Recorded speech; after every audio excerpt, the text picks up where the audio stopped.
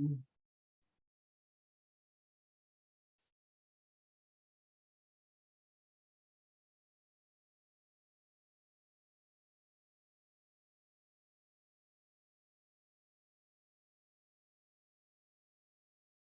have to unmute Queen Debbie.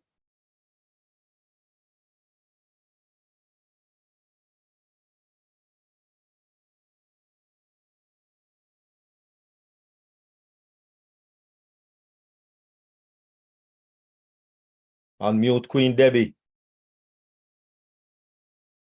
Dr. P.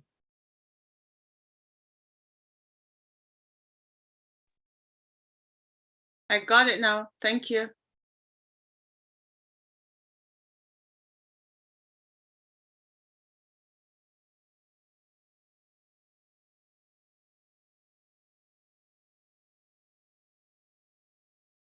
Good morning, good afternoon, good evening, and good night. Greetings to all our global ambassadors who are joining us live and virtual. We welcome you to Globally Changing Lives Deep Dive. This is an official ONPASSIVE webinar, and we are honored to have you with us today. Please, we appreciate you coming, and we're going to start by playing a signature tune by one of our very own global ambassadors, Sister Lerato Shadare Prosperity. And we call on you to watch the nonverbal communication of the song as it plays, because it sends us messages about what has transpired and is trending in our ONPASSIVE journey. So without further ado, today is Thursday, August 3rd, 2023, and we're going to start listening to that as we watch the music being played by Dr. Derek. Thank you, Dr. Derek. Over to you.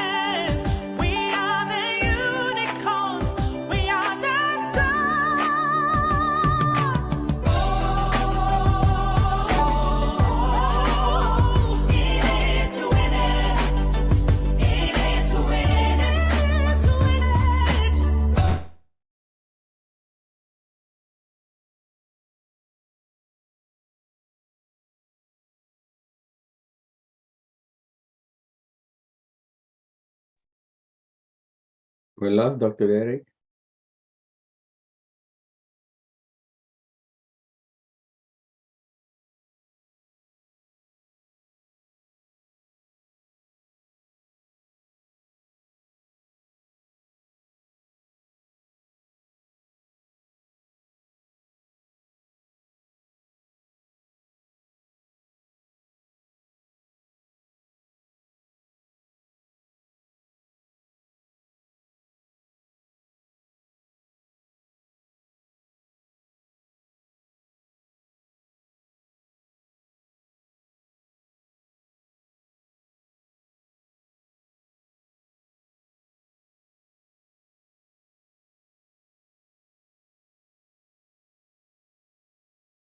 Dr. Derek, your audio is going on in and out.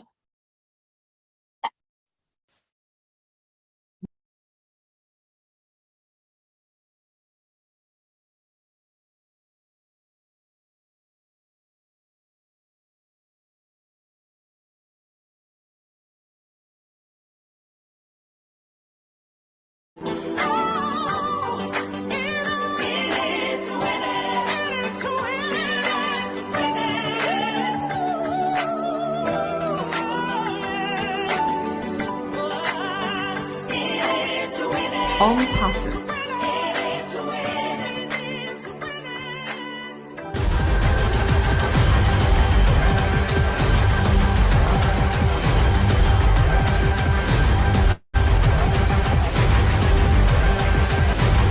ONPASSIVE, the future of internet. Stand clear of the closing doors, please.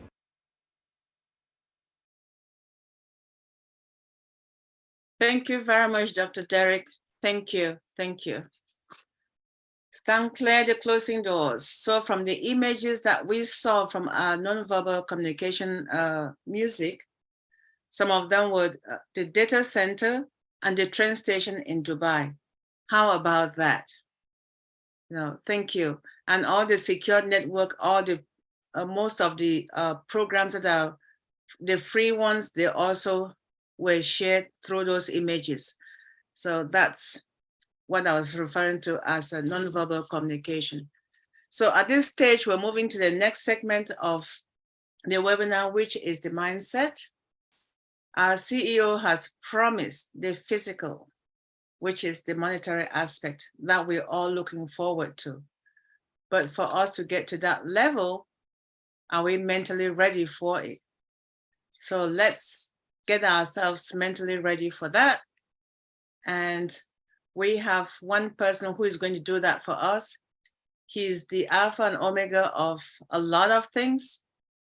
He helps us understand whatever we are missing when it comes to artificial intelligence, your computers, your software, what you should do and how to do it.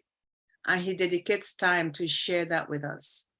So without further ado, please let's welcome Dr. Derek Clark as he talks to us about our mindsets as we prepare to be in our ONPASSIVE journeys. Over to you, Dr. Derek. Wonderful, wonderful, wonderful. Thank you ever so much, Queen Debbie. Really do appreciate it. Thank you very much. Awesome, awesome, awesome. And today we are actually going to be looking at making healthy choices. Making healthy choices, because it doesn't matter. It doesn't matter how much money you're making. If you're making 2 million a month, it doesn't matter. If you are not healthy, you just simply will not enjoy it. Bottom line, if you are not healthy, you will never enjoy the money that you have. And so, what if I could tell you that I could give you something, give you a pill that it will keep you fit and lean, protect your heart and your bone, good for your brain and your body, make you strong and confident, help you with depression. It also improves mood and memory. It reduces risk of cancer and maybe even clear up your cancer. Add years to your life, doesn't have any side effects. Most, because for the life of me, I cannot understand somebody's advertising a pill or a medication, and they are telling you that it will clear up this, but it might cause this, and then give you about 10 to 15 other complications that it's going to cause, but it just might clear up this one thing that you have that don't make no sense. Side effects. And it's very, very cost effective. very cost effective. Everyone would pay dearly for such a pill.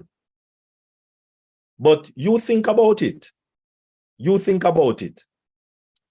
There's no such pill really. No such pill. But what if there was a pill? How much would you be willing to pay for that pill? Just want us to kind of reverse a little and go all the way back to creation, because this is very important. Now, for some people, you know, they deal with evolution and we took millions and millions of years and all of that. But it's going to take more faith to believe that than to believe that there is a loving God of the universe that created me. So any belief of origin have to take faith for us to believe it, because none of us was present at the beginning. But watch this now. People look at the Big Bang Theory and say, well, yes, a big explosion, and we are all here afterwards. More faith. Because no person, not even Darwin or any one of those persons who come up with these things, would believe that they will go to the junkyard, get all the material that is needed for a car, and put all that junk car and junk material and junk carburetor and junk distributor and junk alternator and junk battery and junk everything, and put in the backyard, get 3 or 4 stick of dynamite, blow it up, boom, and out come a brand spanking new BMW. I don't think anyone will ever believe that that can happen, and will even try it, because nobody can believe that will happen. That out of that explosion will just miraculously come a nice brand spanking new 2024 BMW. No, that just won't happen. So why do we think that that's how we originate, from an explosion?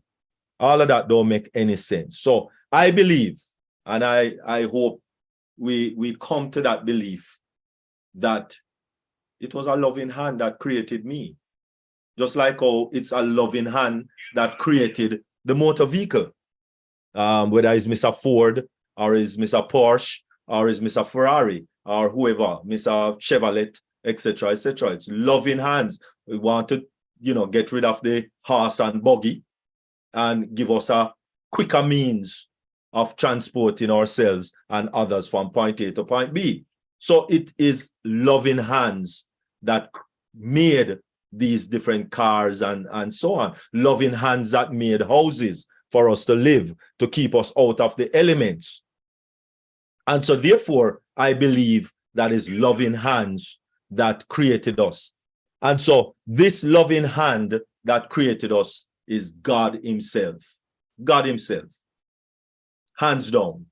Started with Adam, and then Adam had Seth and Enoch and Canaan and Methuselah and Mahalalel and Jareel and Enoch and Methuselah and Lamelech and Noah and Abraham and Ham, Sham and Japheth and all of these people that we read about in the word. God made them. And God told Adam to be fruitful and multiply. So he had a lot of children. Same thing God told Noah, to be fruitful and multiply. And the choices that was there, which was given to us from the creator himself, just like the creator of the motor vehicle, of course, is you know, Ford and so on. And no person on the planet is going to put diesel oil in a gasoline vehicle. No person on the planet is going to put kerosene oil in a gasoline vehicle. It's a fuel. It's a fuel, and it can run but no person is going to actually put kerosene oil in a gasoline vehicle. Nobody going to do that. So why we put kerosene oil in our bodies? Why we put food in our bodies, feed our bodies with things that will damage our body? Why do we do that? I don't know. And so when we look in the word and we saw that Adam lived 930, that must be fictitious. Seth lived 912. That must be a fictitious number. Lamelech lived 777.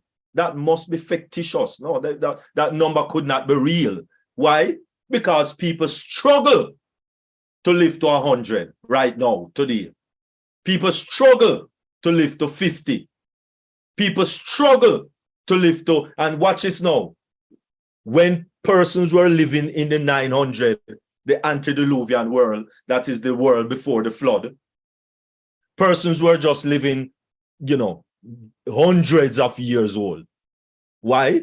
Because they were following the plan, the blueprint, the manual, if you please, for their bodies. Just like how we follow the manual, if you please, for our motor vehicle. It's the same principle.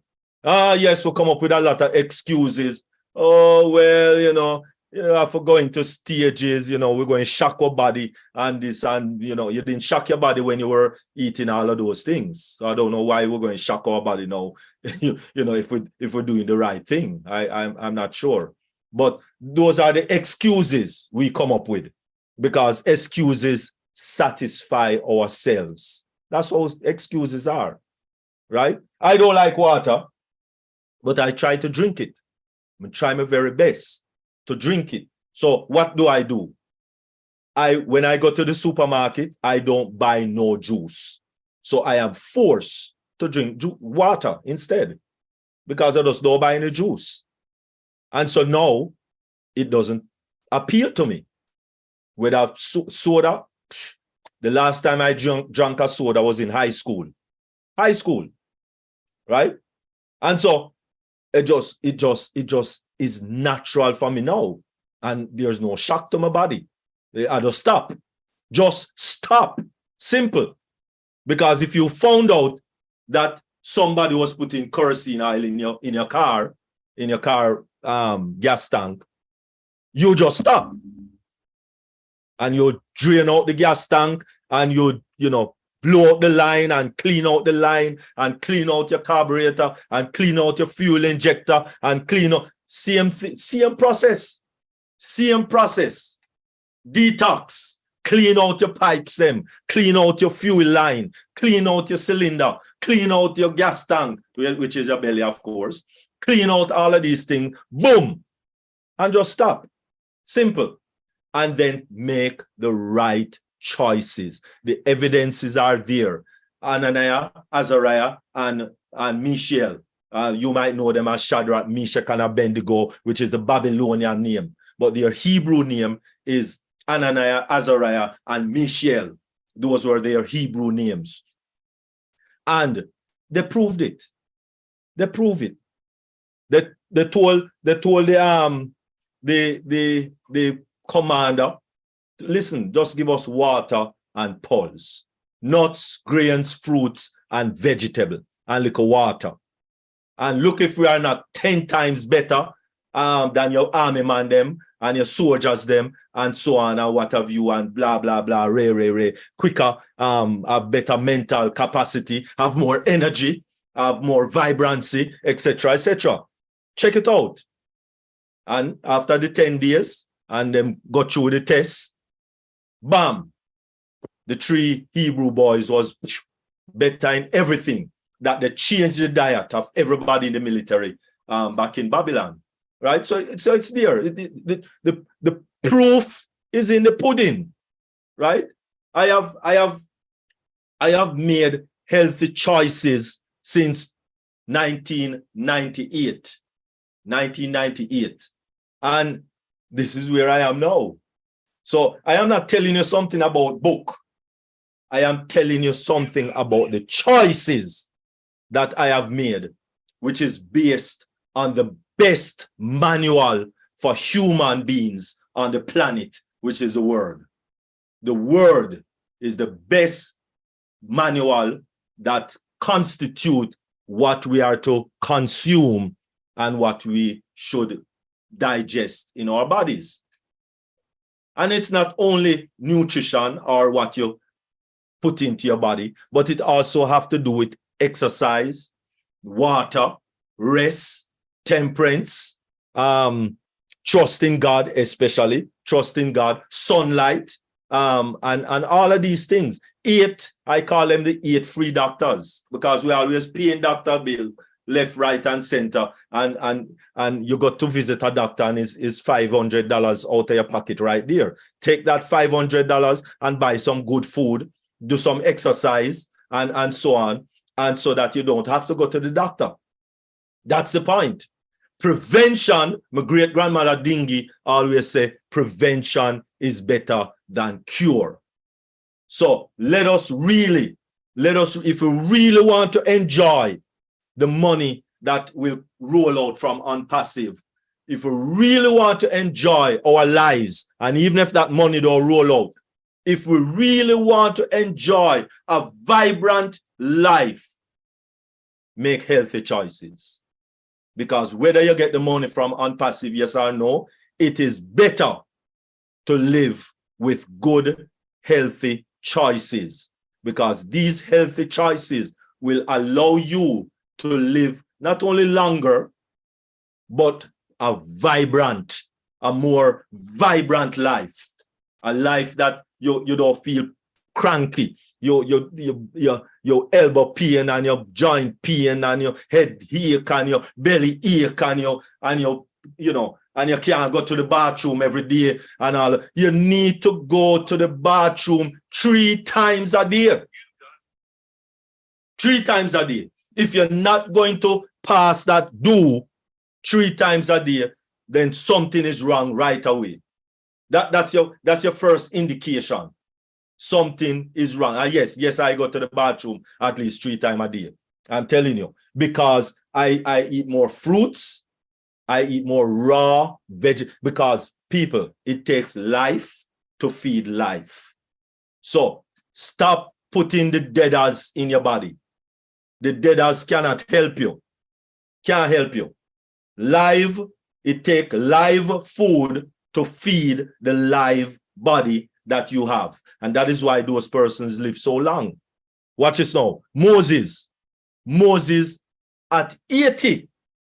Watch this, most people say when you reach 80, it's time to retire. Well, you retire long before 80 anyway.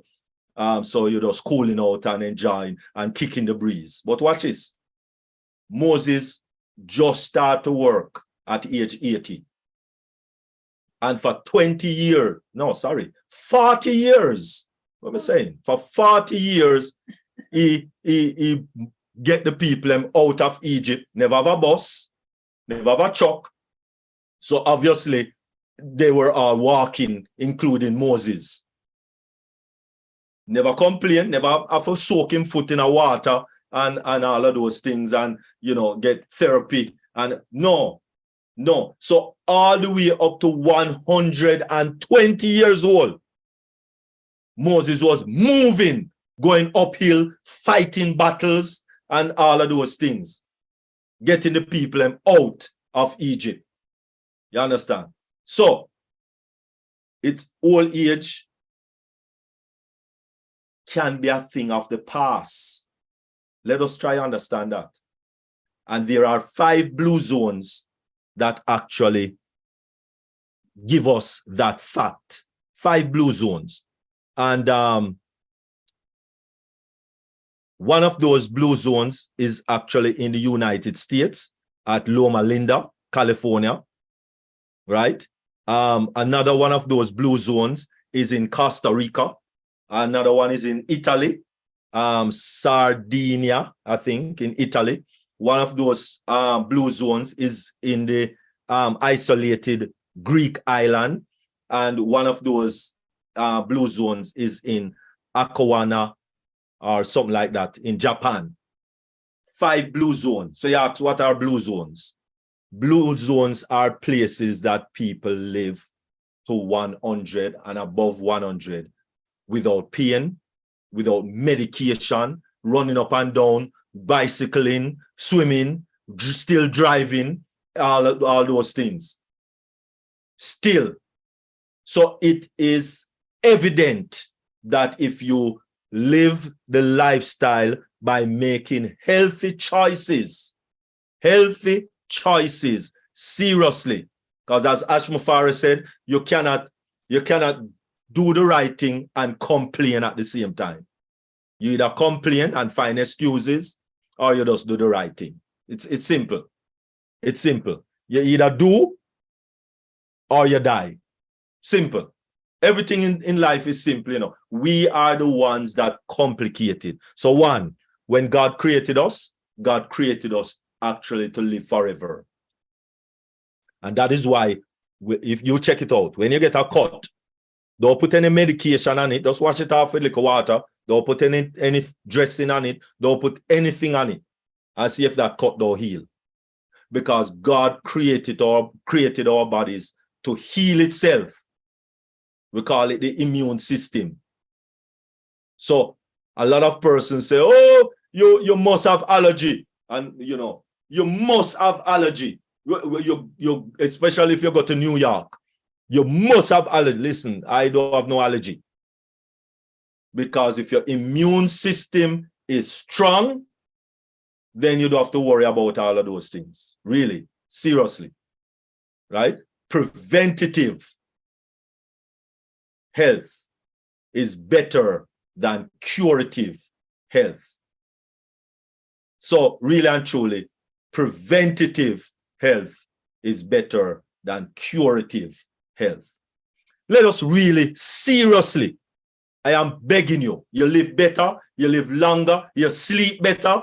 As I hit the pillow, bam, I gone. I don't have to pop sleeping pill and then pop coffee for wake me up in the morning. No. When I go to, so I don't carry cell phone and all these distractions in my bedroom. My bedroom must be to sleep. Well, you know, you understand. So let us stop carrying distractions. Cell phone, leave in the office, leave in the next room, charging or whatever you want to do. Stop making, you know, decisions that will hurt you. Let us make healthy choices, and these healthy choices has to do with one, your nutrition. One, let me give you them, 8 of them. Healthy choices. One, nutrition, what you consume. Let us stop consuming flesh. Flesh is the worst killer when it comes down to disease passing from animals to animal. Flesh is the worst killer. Let us go back to nuts, grains, fruits, vegetable. Genesis 1:26. Exercise. Oh, I feel lazy, cranky. Let us deal with that. Start with some simple exercises. Water.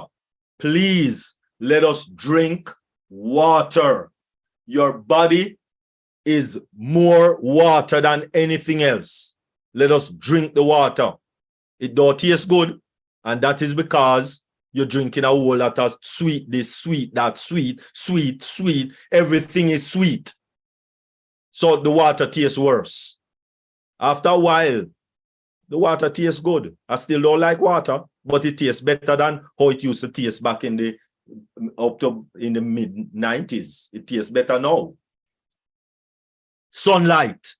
Let us get some sunlight. If you cannot get sunlight because you have to be indoor working, well, make sure you take vitamin D. That's the only supplement you really need. Temperance. Let us do away with the bad stuff and be moderate with the good stuff. Let me say that again. Let us do away with the bad stuff and be moderate with the good stuff. Here, every day, you need to go outside and do some deep breathing. Full up your lungs. Full up your lungs. Breathe some good, fresh, nice air. And of course, rest. And this especially applies to First Lady Queen Dr. Benny. Rest. Rest. And Queen Debbie. Rest. Rest.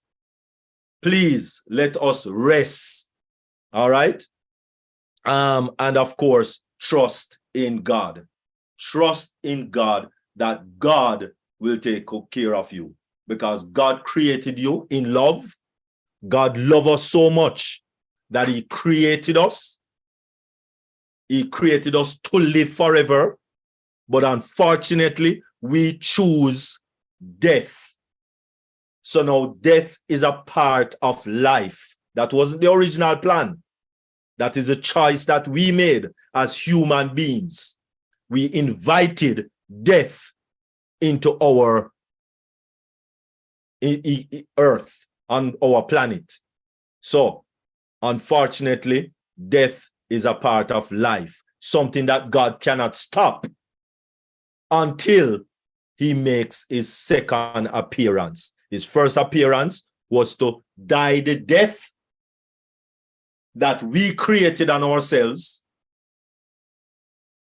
So if we just believe in him, of the sacrifice that he made, that healthy sacrifice that he made for us, to die the death that we should die, then we will be having that life that we originally started out with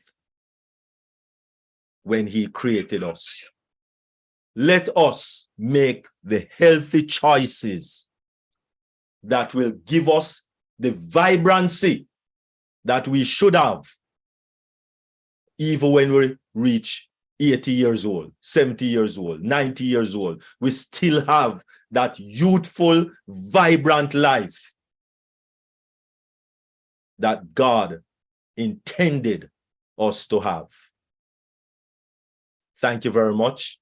Really appreciate it. I hope that these healthy choices will resonate in your mind, resonate on your heart, that if you abide by them, as he said in Exodus 15, and I think 27, that if you stick to my commandment and heed to my laws and my principles, that I will not cause any of the diseases to come upon you that came upon the Egyptians. That's a promise. Let us receive that promise and trust in that promise that God will see you through. Let us make the healthy choices. Thank you very much. Wow. Dr. Derek, thank you.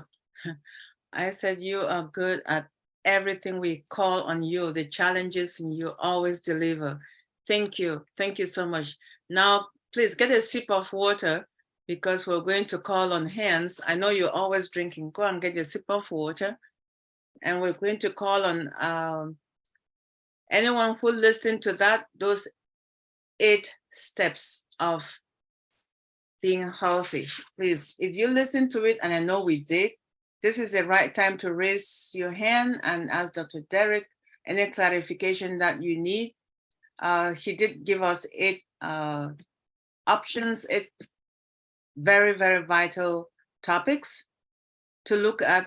And let me just ask Dr. Derek, those 8 options that you gave us, is this something you have to practice on a daily basis, or you can pick and choose your battles?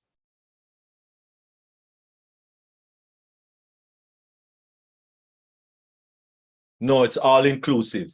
All inclusive in the hotel. It's all inclusive. It's a lifestyle. And that is why we're not understanding this whole health thing. It's not a buffet menu. It's not a buffet menu. It's a lifestyle. So and when we follow this lifestyle, then we will understand that everything together, just like how the gas in the vehicle and the oil in the engine and the brake fluid, and all of these things give the car that holistic push that it operates in the optimum way that it need to operate. So which one you want to pick and choose with in your car? You want to eliminate the oil? I'm not going to put no oil in the, no, not, I can't leave out the oil. You're going to leave out the oil? Oh no, I'm going, all right, I'll leave out the brake fluid. Leave out the brake fluid. Don't bother with the brake fluid. That's all you want to do it? All right. Well, I doubt King Jim would want you to leave out any of those things on your car. So therefore, no, it's not a buffet. It's not a buffet.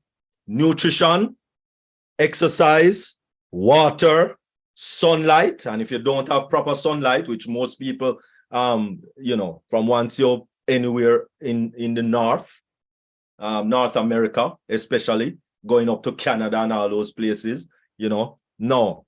So you might need vitamin D to supplement, right?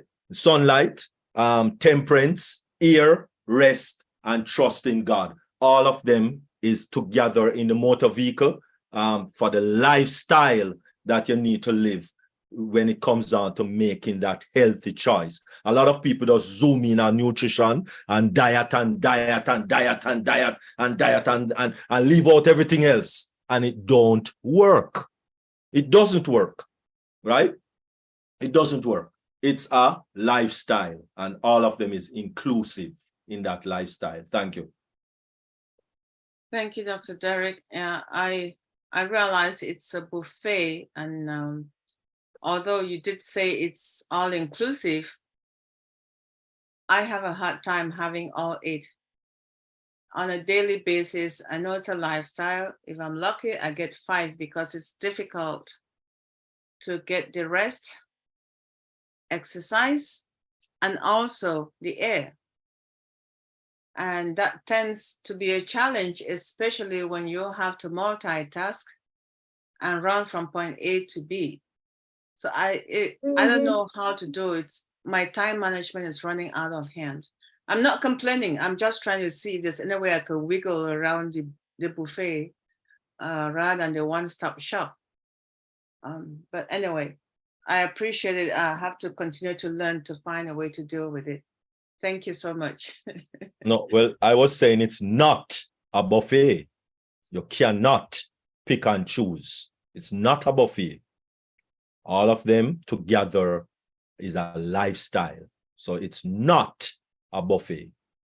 Can't pick and choose which one to do and which one not to do.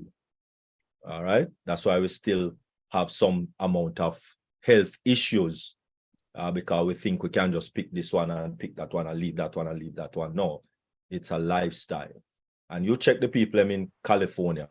That's the nearest blue zone to you. Loma Linda, California.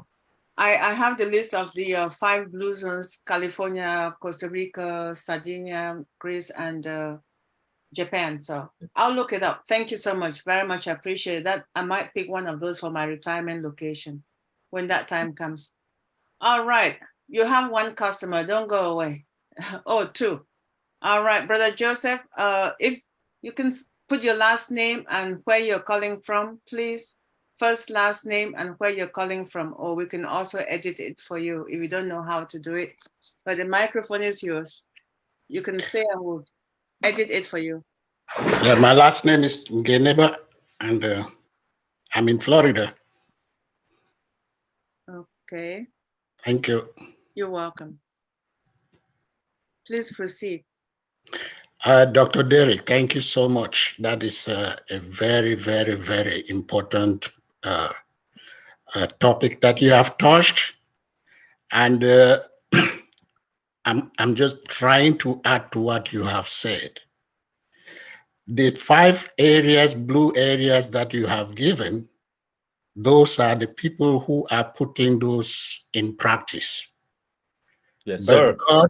God gave us all the foodstuffs that we can eat, whether you are in Japan, you are in Bafut, or you are in Jamaica, or you are anywhere. He placed these things in all the areas. They might Yes. not be called the same name, Yes. but you can eat those things and they will still give you the same thing that those people in those 5 blue areas have. We just need to know what is it that we need to put in our body, and we put those things in our body. And to add again, we should also know that when God gave us those laws, the food laws, and he told us that if we eat of that, he is going to take away all the diseases from us. He also put 2 witnesses that will look at us. Let me say, if you run across a red light, maybe the police will not see you, but he put heaven and earth as witnesses for us to obey. There is no place where you can go and heaven will not see you and earth will not see you. You break that law, they have witnesses, you suffer the consequences. So that I'm just adding to that we should know. It is true that some people say, oh, finally, when Jesus was on earth, in the New Testament, he said, it is what comes out of you and not what that goes in you, which is very right. It's you who decide to eat what you are eating. So that what that you are deciding is coming out of you, but God had given you what you eat to eat. So if you decide to eat what is not right, it's not God's fault. You have gone around. All those things are available. You go to the stores here, you find them. You go to South America, you find them. It's just let us know what is the type of oil that you put in your car. Thank you. Wonderful, wonderful. Yes, definitely. Because nobody would even put a 2-stroke engine oil in their car. Nobody would do that. Not even that they would do, right? A 2-stroke engine is for 2-stroke engine, like bike. And some bike use 4-stroke engine, I know. But anyway, when you talk about even engine oil, nobody put what the engine oil, the oil that you put in a lawnmower. It can still work, but nobody will do that. So why do we handle our body the way we handle our body? And then we curse God. Oh, me sick and you don't want to heal me. Oh, but you make the bad choices. You are the one that made the bad choices. And eat what you want to eat, do what you want to do, smoke, drink, this, that, gallivant, and enjoy yourself, quote unquote. And then now you're vexed with God because you're sick. That don't even make sense. Let us use the wisdom that God gave us, that he give us the preventative method. He's not much in the curative method, right? Because it would simply mean that you went down the wrong way in order now to get a curative method.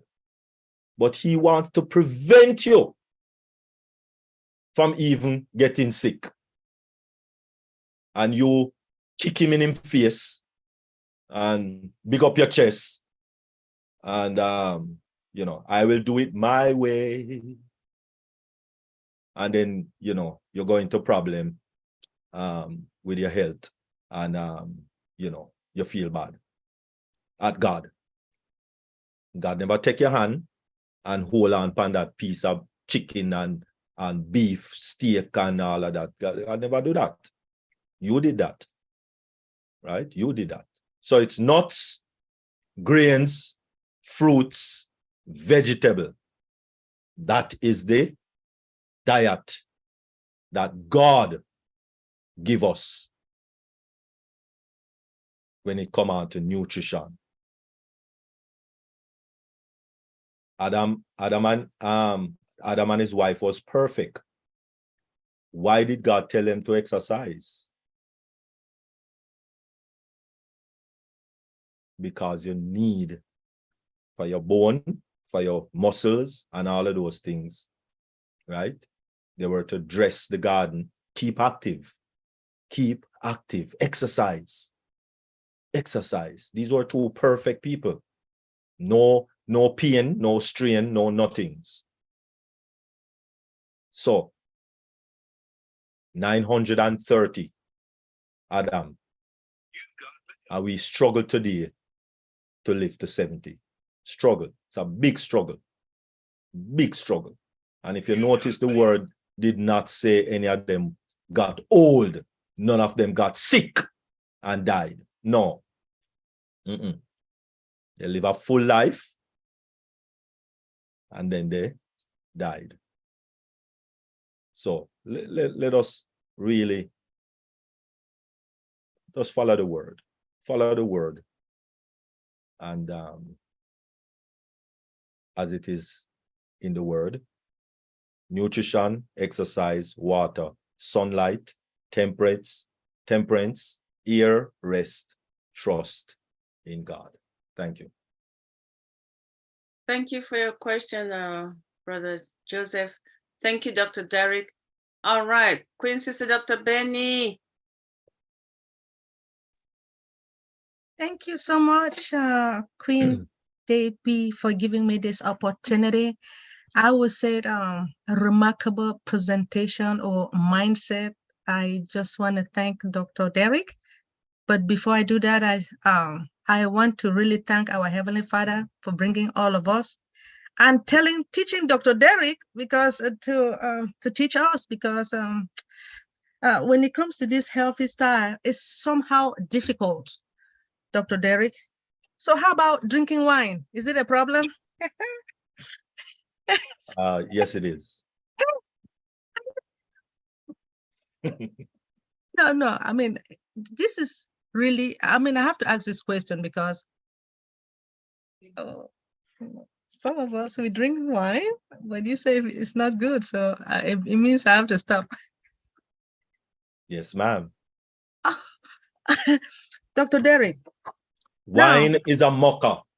Strong drink is raging. And he who does it is not wise. That's a word. That's a word. Dr. Derek. You didn't know that? You didn't know that that was a word? No. Okay. Well, so no wine, no beer, no champagne, nothing like that. No, ma'am. No, Queen Debbie, this is serious. I have to ask. So it means that all these people drinking, they're crazy somehow. Okay, let me shut up. Now, Dr. Derry. Now, Proverbs 20 and verse 1. Look at it. Proverbs 20 verse 1. Because you might think I'm just saying things because I love saying it. But just follow the word. It's easy. It's simple. Proverbs 20, right? Proverbs 20 verse 1. Yeah. Read what it says. Jesus Christ. People, please forgive me for asking this question. It's gonna, well, okay, I'll read it later on because no, read it right now. Read it right now. Make everybody hear. Read it right now. Proverbs 20 verse 1. You read that. Hey, Psalms, Proverbs. Okay, hold on. I was looking. Okay. Psalms, Proverbs. Yeah. 20 what? Verse 1? Oh, I see it. Jesus. Read it, man. Read. Okay, hold on. Read it. Read it. Read it. Wine. Okay. Wine is a mocker, and beer a brower. Whoever is led astray by them is not wise. Chai, God. Okay. I will never drink it again. Okay. Sorry. Okay. Wait. Now, when it comes to the age, I noticed that Abraham's father, Terah, died at the age of 205. So you want to tell me it was not real? 205, despite the fact that you have. I know it was real. That's a real age. 205 years old. Yep. That is real. So how about the 950? Everything was real. Real. When it come on to age, every age that you see in the word is a real. Just like how right now some of us live to 74 or some live to 93. I think Dr. John father is at 93 or 94, something like that. Isn't it a real age? Yes, it's a real age. So if persons can live to 93 and 100 and 103 and 120, why you think people couldn't live to 200 and maybe 300 and 400 and 900? Why? Because you remember closer to that side of creation, remember people were in much better health condition. We have wandered far away from home, like the prodigal son, and dancing and reveling and drinking and gallivanting and doing all these things now. So unfortunately, we are running towards Sodom and Gomorrah, running towards Sodom and Gomorrah, running towards Sodom and Gomorrah. And we expect that there is no consequences. I don't know we think that. Don't know we think that. But anyway, it is what it is. Okay, I'll be quiet at this moment. Thank you. Thank you. Thank you so much. Okay. Queen Debbie, I will not drink wine again. Thank you, Dr. Benny. We learn every day. I appreciate you. And Dr. Derek, thank you for the knowledge. Very much appreciated. Brother Joseph, I see your hand is up again. And then after that, we're going for a presentation of the day. Over to you, Brother Joseph. I see your hand up again. I guess you want to add something which you didn't do this first time. You can unmute now. Yeah, I just wanted to say that the same wisest person on earth, Solomon, also told us that if you sit on the table with kings and see all the delicacies that they present in front of you, take a knife and put it in your throat by yourself. What does that mean?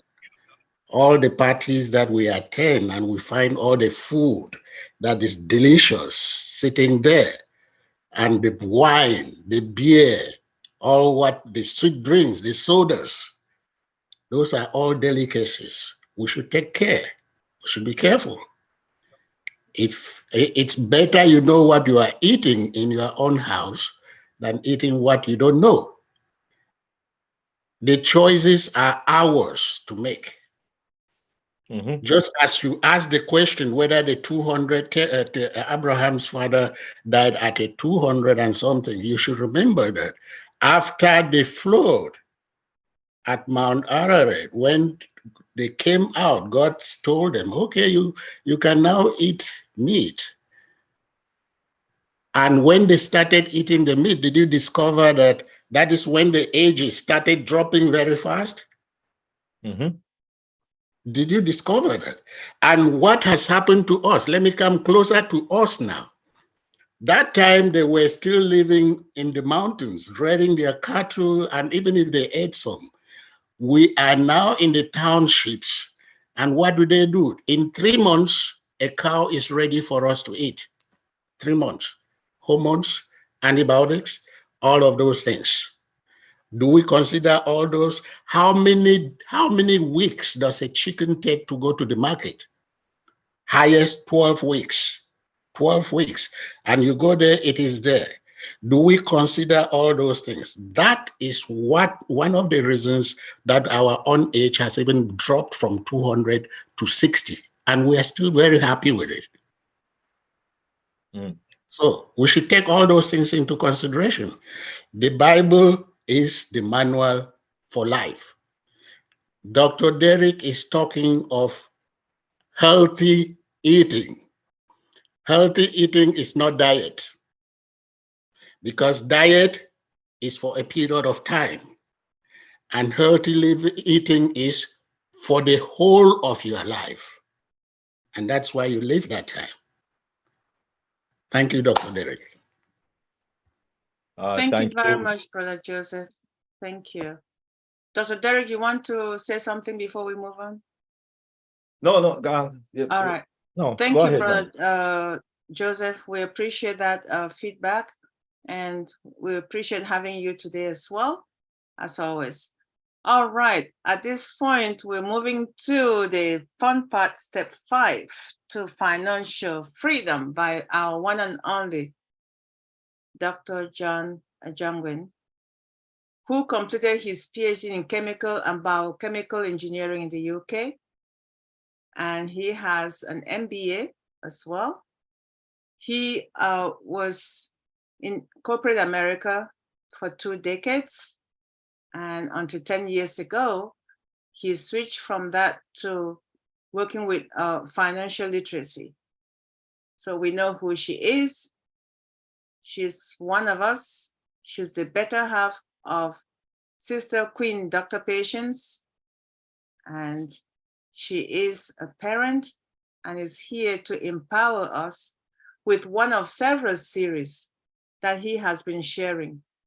And by the way, he shares this with us for free. He is not charging us. He comes every Thursday, and this is the 5th time in a row that he's sharing this information. So please, let's welcome Dr. John Ajongwen with open arms as he shares with us part 5 of financial freedom. Okay, here we go. Over to you, bro. Oh, wow. This has been such an informative hour, Dr. Derek. Thank you very, very much. It's sobering listening to that mindset presentation, and also very important to be able to take a step back and reflect what it is that we're doing with ourselves. So good evening, everybody. And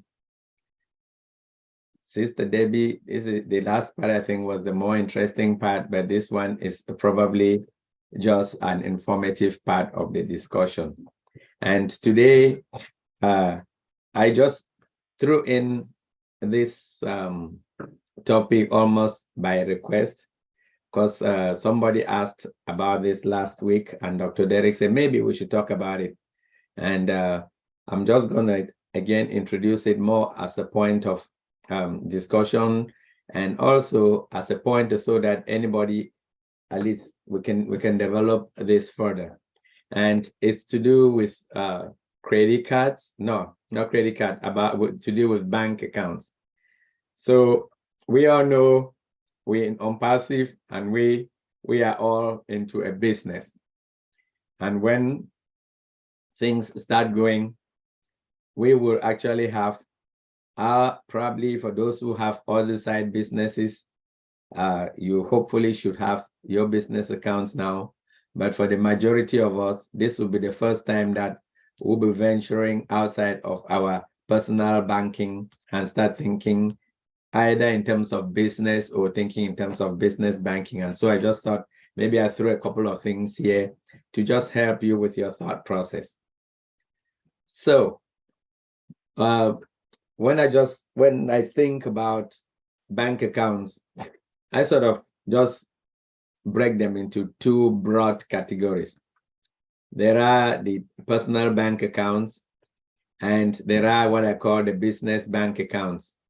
And those business bank accounts, whether they type of corporations, whatever they are, I then thought maybe another broad segment to break down the business bank accounts would be those that you're dealing with for-profit businesses, as well as those that you're dealing with the not-for-profit type businesses. And under those, the two that just popped into my mind was when you talk about trusts and foundations.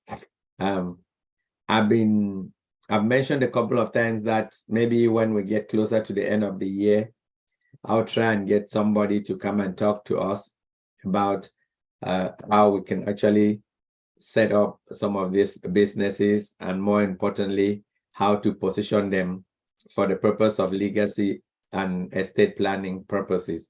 But most of the time, when people talk about trusts, people think of them as being some sort of personal type entities that people can use and control. But for the point of view of this discussion, let's just leave them under the business section and put them as on the not-for-profit, although they are also for-profit trusts. Again, those are complexities I don't want to deal with right now. So when we look at a very high level, what are some of those accounts that are considered personal accounts for this discussion? Those are those accounts that we use for managing our personal finances. It's true that some of us may not actually have bank accounts, but then you probably have other ways that you manage your finances, either through credit unions, or some people have debit cards. And I think our CEO was actually talking the other day that when ONPASSIVE goes live, there's actually going to be a debit card for people who do not have bank accounts, so that they can do their transactions. But again, I want you to start thinking of that debit card in terms of going inside of the business category rather than just your personal. So your personal accounts, will talk about what people typically use them for. They use them, again, if you have to pay bills such as your utility bills, your rents or mortgages, you use those to do purchases, so people can connect their debit cards to them, so that you just pay with the card rather than carrying cash, and it takes the cash out of your bank account. People can actually have those accounts, so if they need cash, they can go take the money from these cash machines, or send personal funds to families, friends, and charities, or whoever you want to write a personal check. Those are why you need personal accounts. But then, if we think of our business as ONPASSIVE, for example, once we start receiving the apples, the first thing that we really want to do is advise everybody to do your best to not commingle those funds with your personal check. Granted, many of us may start up as sole proprietors or freelancers, but the truth of it is, at the end of the year, ONPASSIVE is probably going to give you a 1099, which shows how much money you have made from ONPASSIVE. And it will be a good idea for you to actually maintain a separate account, and you'll see some of the benefits of doing that. Because as a business, if maintain a separate account, it really makes sense. And you can, again, depending on what type of business you want to structure, you can literally still have a business account even as a sole proprietor, as a limited liability company, a partnership, a corporation. All those type of organizations can actually have business accounts. And I'm saying business accounts generally. I'm not talking about necessarily checking, savings, all those investments. I'm just broadly talking about having that business account open for you. And again, depending on the bank that you deal with, you don't even need to be generating income to open a business account. Some institutions will allow you to open it even when you haven't started producing enough income. And again, just like personal accounts, business accounts can be opened in traditional banks, they can be opened in credit unions, they can be opened online and used to manage your business.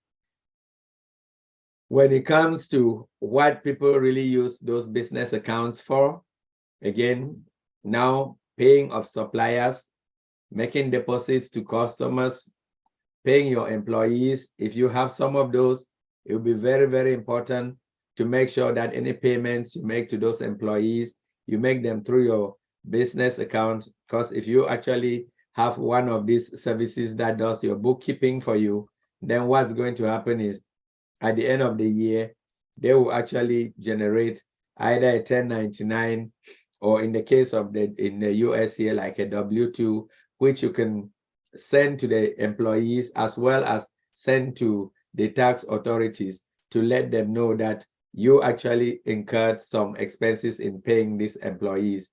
Then you can use them for your operating expenses. Every expense that, again, you talk with your tax person and you can actually have them covered. The best thing is actually put them through your business account and keep your personal account really, really clean. And then obviously at the end of the quarter or whatever period you use for your taxes, again, paying all those expenses out of your business account will actually be beneficial, and we'll touch a bit on those. So when you look at what are some of those features of business account that make it appetizing to actually have one instead of using your personal account? Well, most of them, they provide tools and services that business owners can actually take advantage of while running and make sure their business is run smoothly. Some of those include, you can actually have debit cards for your employees. So just imagine you end up having 1 or 2 employees and they make purchases. You don't want to be giving your card. You may give some of them grants of authority and say you can buy stuff for the company up to $500 or whatever limit you impose. And if you give them a card, they can use that card. Some of the institutions will actually provide you with merchant services for processing card payments. Some of them will provide you with payroll services, bookkeeping, and some even provide financial advisory.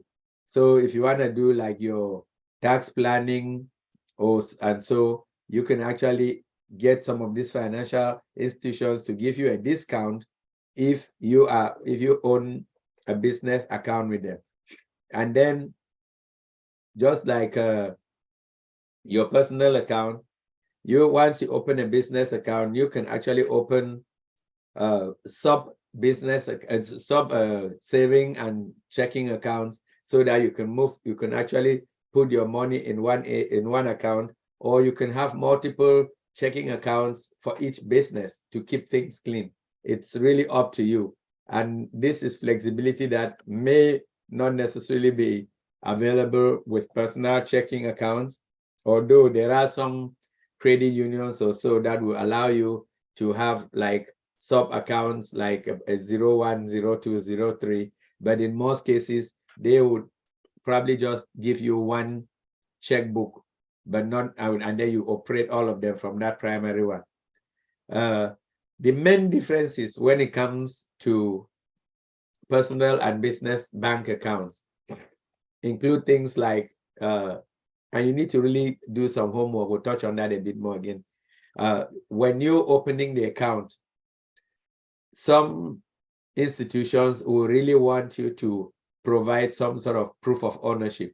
If you're in the United States, for example, applying for your EIN, that's employee identification number, is the first step that you should really just go. It's a very simple form. You go online and ask for FEIN, and you can apply for it. You get it within minutes, and that will give you a tax ID number that you can then use to open your account. In some cases, they may actually want you to prove or to provide the banks or with articles of incorporation for your business, or if you choose to call that business by some particular name, like that's a DBA, they would ask you for those names and licenses. Some institutions, especially those that you already have some relationship with them, may not necessarily require you to provide all of that information. So for a start, you may just choose to get your federal employee identification number and just open an account in the beginning and start putting some of your expenses. If Dr. Derek tells us to go ahead and get a good computer that we can use, or get a large screen that you can actually use to do your OConnect, why not do that through your bank, your business account? That way, you're already putting those expenses in one bucket for the year end. Some institutions require us to have like certain minimums before they can allow you to open a business account. The banks and credit unions that would allow people to open personal accounts with little or no money, but when it comes to business accounts, there may be limits that they set. Maybe they'll tell you to open the account with $100 initially, but they'll tell you need to maintain a minimum balance, which is the next item in that account. And you need to be aware of that, because if you don't maintain that minimum balance, they may be charging you annual or monthly maintenance charges. So while having a business account is a good thing, make sure that you know what is required in terms of the minimum deposit as well as the minimum balance that you need to have in that account, so as not to incur charges. Then some business accounts will limit the number of transactions you can make in a week or in a day, or the sizes of transactions. Whatever, whether it's the monetary or the number of transactions you can make free, make sure that when you're opening that business account, you are aware of them and not exceed those numbers, because when you exceed them, they will start charging you. And then obviously the fee structure for most business accounts is different, obviously, because it also comes with a few more features and benefits. Therefore, you want to make sure that the account that you have is benefiting you, not benefiting the bank.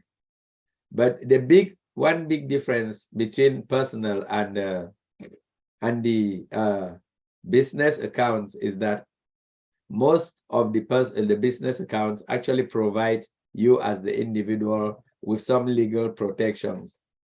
Okay, we know, like for those of us in the United States, that they always say that your bank account is FDIC insured, Federal Deposit Insurance Corporation. They insure against losses in the bank.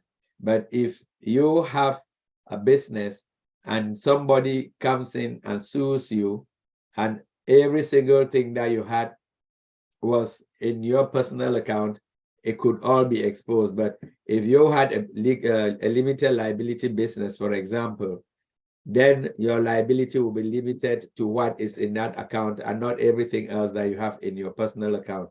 So a business account in that sense will actually help protect you from some of these legal wars, especially in a litigation society as the one that we live here in the United States. What then are some of the benefits for actually going ahead and having a business account? I alluded to the first one, which is really the idea that it helps you to streamline your accounting. If you think about it, it's easier to keep track of all the cash that comes in and goes out of the same account, rather than if you end up having everything comes in with your utilities, your bills, your food, and then you have to sit and start sorting out which one was for the business. Especially, you don't know whether the McDonald's charge that you had in your account was when you bought something for the kids, or when you actually went somewhere for business and you are running late and you decided to grab a salad or something there. So keeping those separate, and that goes also with if you have a business credit card versus personal credit card, keeping all those two separate really helps, and it streamlines your accounting. And trust you me, it will help you a lot when it comes to year end or when you want to reconcile your books. The other thing is, some institutions who actually, depending on the size of your business, they can actually allow you to be able to link your business account to some of the bookkeeping tools, and that way you can literally dump your business account into QuickBooks or something and do your financials very easily. Then if you're able to do that, tax reporting becomes easier, because you can easily look at what it is that you have spent on your business and be able to deduct those when it comes to the time for doing your taxes, rather than having to shift through personal data. The other thing, which I think is also good, especially when it comes with to deal with the tax authorities, is when they look at you with a bank account and you do everything. Just imagine you call Dr. Derek has Dr. Derek Tech as his business. His business card says Dr. Derek Tech. He shows it to somebody, and that the IRS knows that he's registered it as Dr. Derek Tech. His bank accounts show that it is the same thing. They actually provide some sort of legitimization on that business, and they will treat it more differently than if they consider it as a hobby. And when you're setting up accounts as proof, then that will help you in the future. The other part of it, which I talked earlier, was really this idea of protecting your assets by keeping, if in case you got sued, that would be a good reason to keep your business separate from your person. And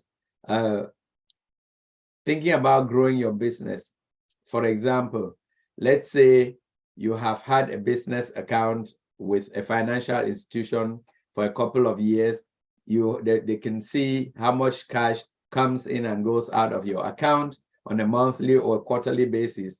If you needed some sort of a finance, loan, or line of credit, the fact that you have that business account itself will actually help you. In fact, most financial institutions will give line of credits to businesses if they show that they have been in existence for at least 3 years. And if you actually have a business account with a financial institution and maintained it for that period of time, you stand a better chance. And then there's this idea of brand identity. If you just reach out and you write a check, or you do a payment to a supplier, and you write a personal check from John Ajongwen versus a business check, they actually look at that business as being, you create more of a brand identity when you use a business bank account versus using your own personal account. And obviously that would enhance your business image when you're depending on the type of clients you're dealing with. And the last benefit, not that there are not many, but the one that I sort of picked and put up here was the idea that with business accounts, it's really possible to have multiple, say, checking accounts linked to the same business.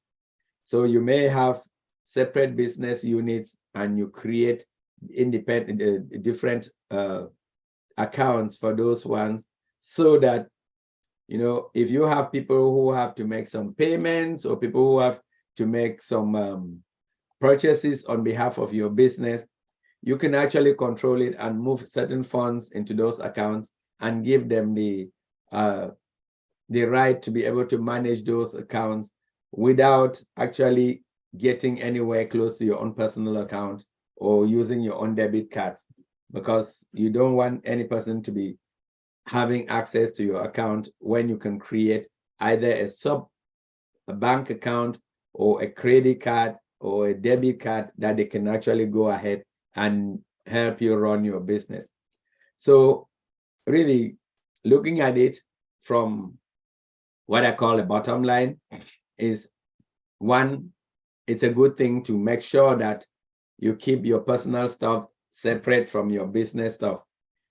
For all of us here, anything to do with our own passive business, as far as I'm concerned, is a business. A business account will be needed for that. I stated earlier that if you start as a sole proprietor or as a freelancer, yeah, personal accounts may be okay for that. But I would say as we grow, I will recommend, not just say consider separating the accounts. And the other thing I want to say is, yes, we love our banks, they love us because they play the rule of 72 on us, but don't just jump into your good old bank or credit union and ask them, oh, can I open a business account? And they say yes. Do shop around, because there are lots of different benefits that you get from some of them. In fact, if depending on what you're trying to do, if you're trying to keep a lot of money in your bank account, which I don't know why you want to do that, but you may want to have a very steady bank. But there are some of these online banking companies that will provide probably more features than your brick and mortar. So do your due diligence. Consider what you need to open the account. Obviously, if they start asking you for a lot of information, especially as you're starting up the getting your first business account, then that might be a problem. Consider what minimum deposits they will require. If you have any money once ONPASSIVE goes live, I will invest it in your business rather than go tie down like $5,000 in a business account just because that's the minimum you require. Think about the fees. They do vary, and they can vary considerably. So consider what you need to pay to maintain your account. Some of them have monthly maintenance fees, annual maintenance fees, fees if you are below a certain minimum, fees for more than a certain number of transactions. So check on those ones to see if you can pick an institution that is what I'll call fee friendly. Then look at it and see whether those have access to online or mobile apps so that you can do your transactions anywhere. I think anybody who's going to be opening a business account in ONPASSIVE better better make sure they can have online and mobile access, because if you're going to use booking to go around the world, or the new name when it finally comes, you don't want to be stuck in the same place. And obviously, I mentioned about the transaction limits. They differ. Sometimes those transaction limits, some institutions will allow you to do transactions of more than a certain amount of dollar value over a period of time. Some would limit you to the number of transactions you can do. So just think of a business where you're doing a lot of deposits and withdrawals in a week, and then you open an account that restricts you to about 3 or 4, which means the next set of customers that pay you actually could get penalized. So make sure that you understand those ones and think about what other features that they give. There are many accounts that would actually give you bonuses for opening the accounts. They may give you free merchant services. They may give you, like some waivers for fees, and some will actually link debit cards and credit cards. There are lots and lots of things that are out there. And what I just say is, just take time and look at them based on what you think you're trying to do before you open that bank account. Don't really care how nice your bank manager may be, but if at the end of the day they're going to cost you money, then I don't think that's where you want to go. And as the last bullet I just put there is, if you've been managing transactions from a personal checking account up till now, making the switch, to a business might actually be simpler than you think, because a lot of people would just think about, oh my God, I don't want to go open another account. I don't want to start getting into all these other things. But if you look at it, many of us we are now business owners. We are not just dealing with our personal checks. We are going to be dealing with 1099s. We'll be dealing with subscription of products through ONPASSIVE, and all of any cost that goes into ONPASSIVE, including activation and so on. Those are all business expenses. And the best way that you can actually make sure that you account for them is start having an account where you can at least show where all those incomes that are going to match those expenses to make life easier for you. Those are some of the ideas that I thought I should just throw out right now, and let's talk about them. If anybody has some questions, if the financial gurus in the house has any further advice, I'm going to pause and let's open up for more contributions and more discussions. Thank you very much, and I want to hand it over back to our Queen Debbie. Wow. Dr. John, I don't know, that's just, oh, my favorite. You nailed it today, because I have questions for you. But I'll take the nail off because Pastor Paul's hand is up. And I know with the time difference, he's taken my place. He has not been sleeping because he saw the topic and he wanted to take over. So I'll come back to you, Dr. John. Pastor Paul, welcome. I don't know if you're still awake or is the baby who woke you up, but I see you're here. So I am fully awake. I'm glad you're taking my place today. Yeah. Good morning from here. Queen Debbie, and Dr. John, financial cocoa. I will not want to miss it, because there's a lot of things that are cooking on the underground. And I wish, thank you so much, Dr. John. Now I wish many of my people, Nigerians, are here, because a lot of them does not really have the basic understanding of how those things work. And I think recently a collection of some of them are already trying to get money from individual founders to run into a cooperative account, business operation in the name of, in a view to access money from a microfinance bank for subscription. But because of their lack of knowledge, I have to let them that nobody should try that, because the possibilities are not there, based on my experience with banks. And what you are saying here, they are very, very important that any reasonable person that will want to, especially in our developing societies where banks, imagine traditional banks operate like individual persons that can defraud customers anyhow. So I really appreciate everything he has said, because I am a victim of some of them. And then I have a very deep understanding of so many because of the transaction over time. I think during the subscription of ONPASSIVE, because of our policy, our CBN regulation of limiting account owners from how much you can spend from your Naira account, we have engaged banks with a lot of things. At the end of the day, the excess of some of their business packages with the volume of dollar that you can get monthly, at the end, they stop it. You can't get it, but their monthly charges from their account, whether you like it or not, they are debiting it every month.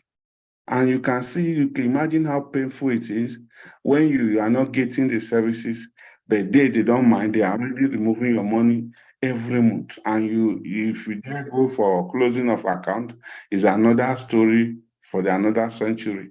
So you will just be there losing everywhere. Again, they will entice you, just like you say, how friendly, how nice is your bank managers. They are wicked operation, deduction, and all of those things are not done at the branch level. So the manager has nothing to do, no sympathy or no way. So at the end, when they rope you in, you are the mercies of whatever they do, because even the manager cannot even say anything to what they do. Currently, I was summoned to one of the banks that, okay, they are the first banks now that have partnered with American Express in Nigeria, which is Access Bank. They are the first to have achieved that currently, and I have been profiled to get the American Express credit card. All the ones we have, MasterCard, Visa, Gold, all of them are debit cards. But the American Express is credit card. So there's a lot of things you can do with that. But when you go down, I have to go to 2 different managers. When you go deeply, because I don't want to be victim of any, at least for now, because I have a lot of them, more than 12 or 14 different accounts, both corporate and business and service already. So I just have to go down, ask questions, a lot of questions. And I discovered that even from the beginning, what they say within 2 weeks, the talk has changed. They are now saying that the information from the corporate was misconstrued at different branch level, that it was no more. You just have to come with 5,000 plus $1 as collateral and all of those things. So I think it really called for carefulness, so that because these financial issues, at the end of the day, we will not just be working for somebody who did not know how long we have suffered and how far we have come and how many sleepless nights we have had in the course of webinar with ONPASSIVE. They will just come, will just be working, they will just be collecting the money.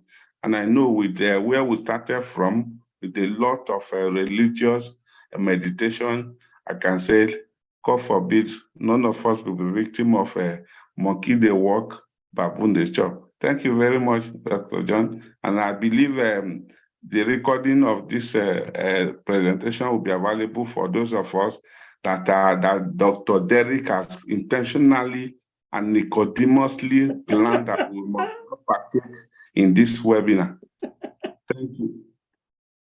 Oh, well, I'll leave that fight between you and Dr. Derek to take. But yes, Pastor Paul, thanks for that addition, because especially those of us, again, I focus primarily on on the US, but listening to your story, and I know that even like I was in Cameroon, I know of situations where people go put in money and then they take the money when they're opening the business account. So just imagine you had like $10,000 that you were going to do a business. You came in there, they said, yes, good, you have a business account, you put the $10,000 there. Yes, you have to prove that those funds were not stolen from somewhere. But then the next month or so, you have a project, you need 8,000, and you show up, they tell you that, well, you have to leave at least half of that money in the account because that's what's required. So that's where that last slide, which I was talking about making the due diligence, becomes very important, because if you remember, like 3 sessions back, when I shared the rule of 72, I said, you know, the financial institutions, they love to take your money, they love to keep it as long as possible, and they love to pay it out to you as slowly as possible. That's by design. It's nothing to do with the branch. So if you are opening any of these accounts, that's why it's important to really do this. Just ask those questions, especially minimum requirements. What are the fees? What are some of the number of transactions I can do before I start getting into any issue? Those very basic questions, I think any person in a branch that opens those accounts will tell you. If in doubt, ask them to give you the literature for the conditions that you need for that particular account. Take them away, read them the evening, and then come back the next day. Thank you, Pastor Paul. Wow, Pastor Paul, I know what you're going through, so don't think we don't understand. We do. I've experienced it as well. But thank you so much for being able to make it today. And thank you, Dr. John. I will come back because I have a couple of questions myself with some burning issues. Queen Sister Dr. Patience, then I'll ask my question and pass it over to Dr. Benny.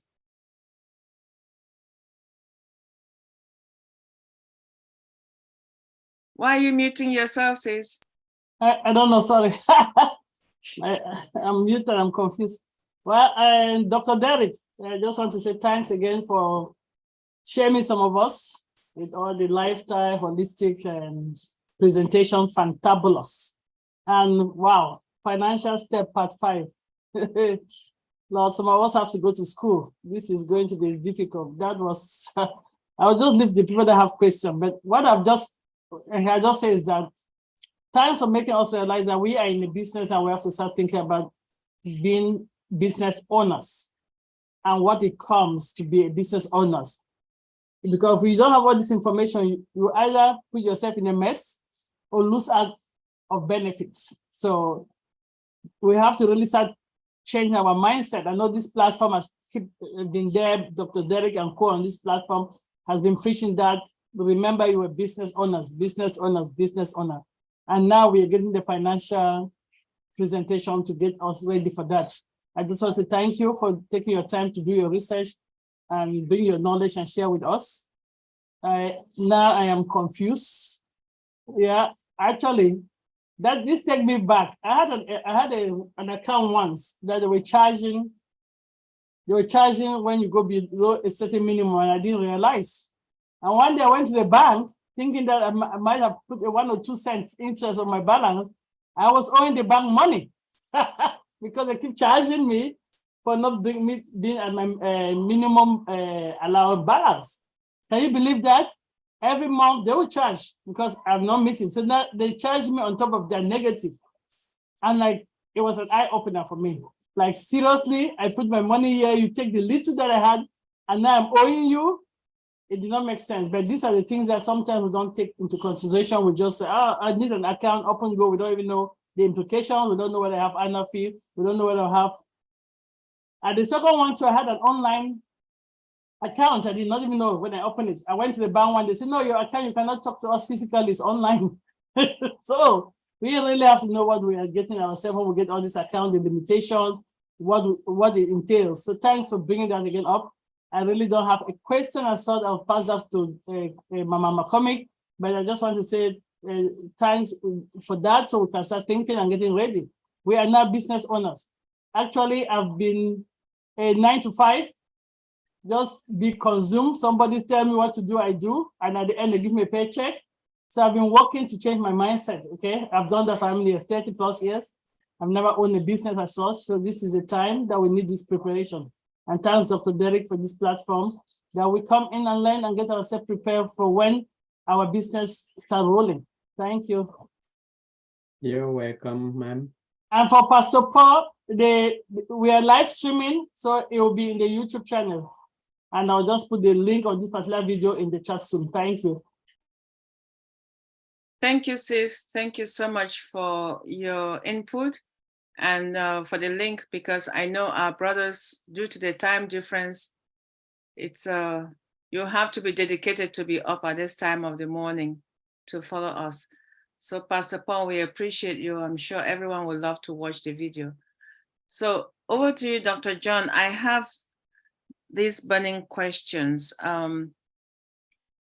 I lost money with the post office in Cameroon because I deposited it. I went to take it. They told me there's no money today. Come tomorrow, there's no money. Finally, the post office closed and I never got the money. I came to America. I had my issues. My first credit card, the maximum I had was $75. And whatever I had, I would pay it off. However, when I graduated from kindergarten to grade school and then finally high school, and now I opened a business account for my non-for-profit, I did not realize what I was getting myself into. The first statement I got, I had 30% deductions. And those deductions were termed, it's for saving the addresses of donors, which is a different company. It's for allowing you to use other secondary and tertiary companies that work with the bank, which I didn't know from the beginning. There was a company that is in charge of allowing credit cards. That one charges a different fee. Another one that does a spreadsheet, they charge a different fee. So all of that compound together, I lost $3,000 out of $10,000. And the financial person I was working with just would not, each time when I started it, each time I asked a question, they don't give me direct answers. I will get back to you. I never got back to me. So let me make my story short. What would you advise people who have similar situations? What should we do? Who to go to? Because I went to this bank because they didn't have any minimum for non-for-profit. That's what they told me up front. They don't charge minimum depending on your balance. As long as you start with a minimum of $500 and you don't go below that figure. As long as it's above that figure, they don't charge you monthly maintenance services. But yet they still hit with that 30%, which is grouped together under all others, which I was never informed of at the beginning. So how can what should I do to be able to get out of this? Because all the banks I go to, they're asking for so many things, 10 times more than the current one in which I am. Thank you. Yeah, that's something we probably need to actually do a lot of homework there. You remember I talked about the same thing, that most of the time when you walk into a bank, and that's most of the way we tend to gravitate towards the bank we've been dealing with. Unfortunately, even as I think Pastor Paul was saying, or who made that comment earlier, that when you reach out there, the bank manager really has no control. It's the corporate that has those. The first thing for everybody, really, please, the adverts that the banks always put is, we'll give you $750 after your first expenditure. We'll give you no annual fee. And then most of the time, when they put those comments, they put like a little asterisk next to it. And when they put that little asterisk, as soon as every time you see an asterisk, go to the bottom for the fine print, because the fine print now is going to tell you the true story.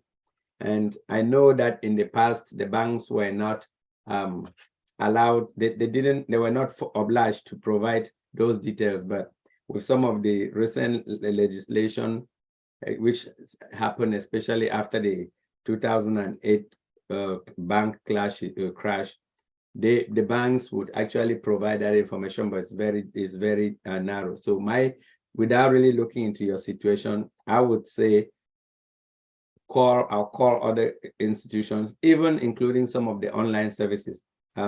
I'll check and see whether there are any other, whether there are some out there that I can recommend to you. I didn't want, when I was looking at the information for this, I didn't bring any names. One, because I don't want to advertise them. Two, those would be extremely US-centric. So I can look at some, and what we need to do is literally call them and say, listen, I am a non-for-profit. This is what we're doing. We've gathered this little amount of money, and we want to use it for, humanitarian purposes. The last thing I want to do is lose a penny. What can you do here?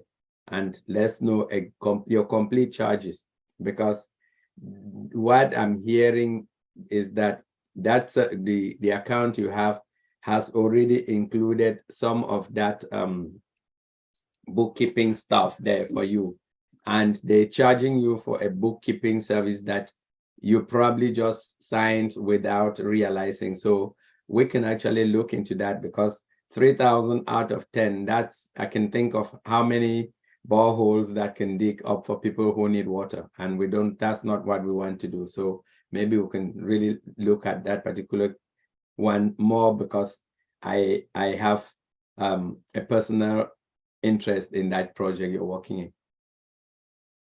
Thank you so much. Very much appreciated. Appreciate it. All right. I wish I didn't bring it up. No, but I mean, if we don't bring it up, you're going to be bleeding the money, and that's not what you said the NGO offer. Yeah, very true. We would have gone for the pump or a lot of cables and other things. All right, Dr. Benny. Oh, what time? Okay, it's all right. Queen Lily. Oh, the mother of the house. Welcome, Queen Lily. Thank you so much, Queen Debbie. Thanks for the beautiful smile. I just want to say that, Dr. Derek, you slayed tonight. That was awesome. And I do want to say that I'm almost there where you talked about, but I do want to say that my father lived to be 104, and I'm not on any medications at all, none. I take no medication, so I'm doing well, but I still got some ways to go. Dr. John, you slayed it again tonight. I tell you, the more you talk about this stuff, the more I wonder, am I going to be able to do all of it? Yes, you will. I will. Yes. All right, but we're a team, and nobody is going to be left behind unless they choose to be. All right, all right. I do have a CPA, but he's in Maryland, and I'm thinking about moving, getting me one locally so that I can have a more one-on-one with them. But I like the information that you're sharing with us. I appreciate the opportunity, the learning curve that I'm getting. I just love it. I love it. And I really appreciate what you and Dr. Derek are doing for us and all of the others presenters. So thank you very much, Queen Debbie. And I just look forward to more information. Thank you. Thank you, Queen Lily. And listen, that more information is coming. It will always be available as long as you keep smiling and coming with us. When that time comes, we'll be tagging along together and going on those vacations together. I'm building the Jamaican homes and the affiliate for every single Jamaican. We'll be doing that together. And hopefully you tag along with me to add to my boreholes. That's good. I just closed on a house Wednesday last week. Exactly, as well as Dr. Benny's St. Jude children that she's been craving to help out. Thank you. Thank you. Yeah, thank you. All right, I'm not seeing any hands raised, so I'm assuming that there are no more additional questions for Dr. John. And I was just going to call on Queen Kanla because she's supposed to take the show here going forward, and she raised her hand. Queen Kanla, you're welcome, sis. How are you? Yes, I am doing great, just wonderful. Oh my gosh, Dr. John, awesome, awesome presentation. I just want to add my voice to say wonderful job laying out all the material. Simple, understandable, yet a lot to comprehend, but you did it. Thank you. Thank you. You're welcome. Yes. There is a question in the chat that I would like to read out from King Walton to you. Dr. John, I want to say thanks for sharing your knowledge with us again and again. I joined the webinar late, just got the 2 last slides you share. However, would you be able to provide a small list of most important questions be needed to ask our banks, etc., when opening up a business account? I think what I attempted to do on this last slide, which I think Brother Wilton actually made, was really an attempt to capture some of those key things that we need to talk to when we go to whether we go to a bank or we're looking online for a business account. The first one, as I said, is what is it just the conditions for opening the account? What type of information do you need? Do you need me to have a registered business? Do you need me to have as I said, a federal employee identification number or a tax ID? Some may actually need your the articles of incorporation, all of that stuff. If you just find out what information do I need, and you may find out that some people just say, oh, we don't have any specific requirements, or we just need your bank name. And then you ask, what are the minimum requirements for opening this account? Do I need to have like a certain minimum deposit to open that account? $500, $100, $50? How much do I need to open that account? And how much do I need to have in that account as a minimum so that I don't get charged? That should be a question you ask when you want to ask about fees. Please tell me about all your fees. Are there any fees associated with the number of transactions I need to do? Or are there any limits to the transactions? Because some accounts, I actually looked into a business account that will allow just 10 free transactions a week. And a transaction is either a payment into or a withdrawal from that account. So if you've gone past those number of transactions in a week, there is a charge. So let the bank actually give you the full disclosure statement, which talks about the fees, the limitations on the number of transactions, the limitations on how much you can withdraw. We know in the US that most banks typically give you like a $500 spending limit. Those limits are different for business accounts. You may want to find out if there is a limit, because if you're dealing with transactions and they limit you to $500 a day, it may not be good for your business.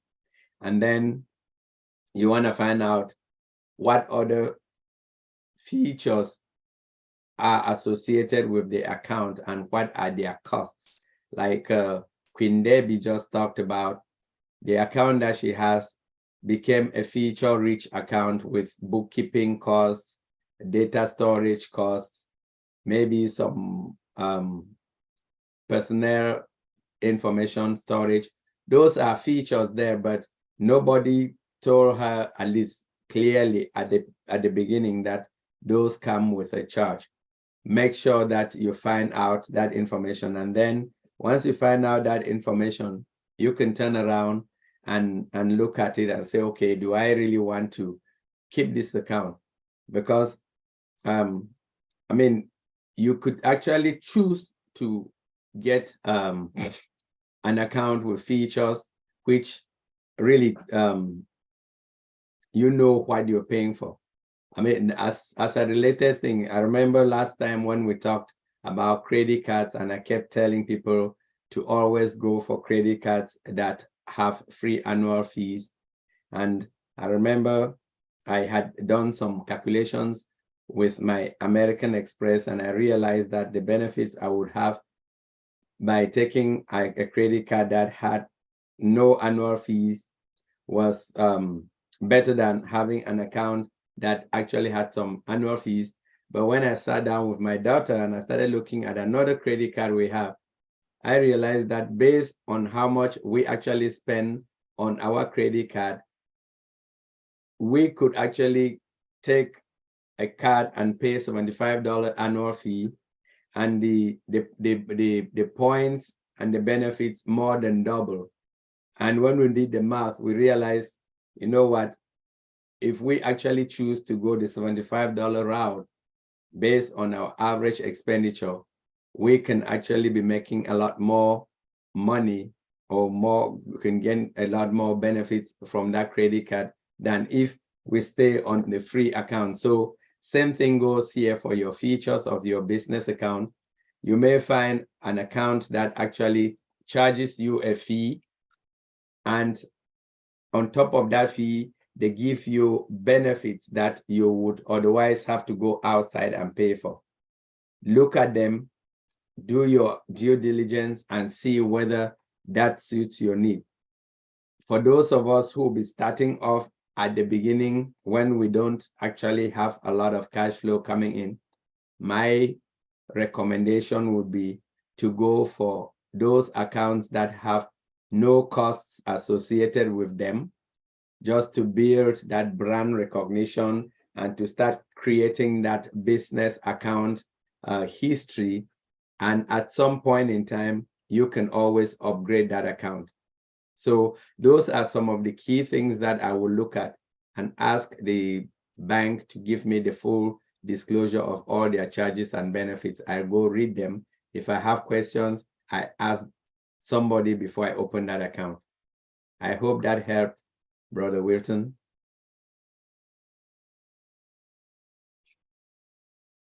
Well, the question was in the chat. I'm assuming he probably is behind the wheel. I'm assuming it did help. Okay. And if any question, we can always cycle back. Queen Kamla, are you still here? Yes. All right. I don't know. She is muted. She cannot unmute herself. Oh. She's co-host? I don't know. No, she's not. Let me see where she is, because the screen is, with your screen, I can't see more than 4 people. Let me see. She's not co-host. You have to make her co-host. Oh. Dr. Derry has to make her co-host. She's not co-host. People can unmute her. Yeah, I was just trying to find her because we're not on the same page. Queen Kanla, I just unmuted you and someone muted you back again. I've asked her to unmute herself. Dr. Derry, you have to make her co-host. All right. Yes. Can you hear me now? Yes. You can. All right. Yes. Sorry about that. Yeah. So I think that is the only question we had in the chat as of now. So thank you for that response, Dr. John. At this time, I will call on Ambassador Mumudu. Please go ahead and ask your question or share with us your comments. Yes, Queen Carla, good evening, and good evening to you all. Good I just evening. want to thank Dr. John for an outstanding presentation. The question I have, some of us have not registered our companies yet. And he advised that we should try to register, to open a business account as when we will be started paying our subscription for the product so that they will be included into our business account. And in opening a business account, I think they might need some documentation with regards to the business. So what is the best advice? To wait after registration of the business or the company before you open the account, or there is another way to open a business account before registering? Okay, Bramomodu, there are a couple of steps here. One, most of the time when people are trying to open businesses, if you already have your business name, for example, you can create a business right now and get like, since you're in the US, you can get a tax ID. Just go to the IRS website and you register to get a tax ID. It's free. And they'll ask you whether you have a business name. Yes, you can call it Momodu Inc. for now, and they give you a tax ID, and then you can take that tax ID and go like to your bank and actually have a bank account. Again, some banks would allow you to open. I think when I opened my my first bank account, business account, I actually went to a bank of a branch that I was using initially, and I told them that I am starting a consulting business and I need to open a business account. I told them that I have a federal tax ID number and I need to open a business account because when I do my consulting, I want to be paid directly to my business. And the bank did actually open an account for me. Yes, they told me that I needed to have at least $500 in that account every month so as not to get the monthly charges. They also told me that I was restricted to 5 transactions a week, or was it a month, whatever. But since I knew that I would be having maybe 2 paychecks coming in a month, and I would probably make one payment to I basically had like ADP that does like the normal payroll stuff. I would write out one check to ADP, and then the ADP would do all my tax breakdown and then write me a check for my to my personal account. And so I ended up doing just about 1 or 2 transactions in that account. Yes, the bank was willing to open that account for me, even though I had not actually started business, because I explained to them that I was going to be doing a consulting. And that's why I say, if you find out, yes, you may find, or you may get some of them. And if at some point in time you change your business name, I think you can actually go back into the IRS and update that file. So you don't necessarily need to wait till, at least for those in the US, I said, you can get the tax ID number right now if you want to. Oh, okay. Thank you very much. Because the last time I visited my bank manager and started informing him, but because I was thinking about this registration of the company, I just inquire and inform him in advance. Okay. Yeah, Okay, so thank you very much. Wonderful. yeah, once you go to irs.gov for those in the US and just search for employee ID numbers, you can go register for one and get yours like today. Yeah, Sometimes because I'm thinking about registering an S corporation, you know, so I'll be able to incorporate all my accounts that I have. so before you do that, this is not only to you, but generally for everybody. My suggestion in terms of going ahead to register an LLC or S corp or whatever is really to just hold on for now. Don't Yeah, spend that's what money. I'm doing now. Yeah, just you can even just, as I said, I started. Again, if you have money to spend, you can do an LLC because you can do an LLC and convert it to an S corp later on. It doesn't really matter because those can always, or you can do an LLC and set it to be taxed as an S corp later on. But my advice to everybody is just don't go spending money now, because some people may actually become big corporations. Some people may be limited liability corporations, and some will be S corp. I know a lot of people say go for S corp.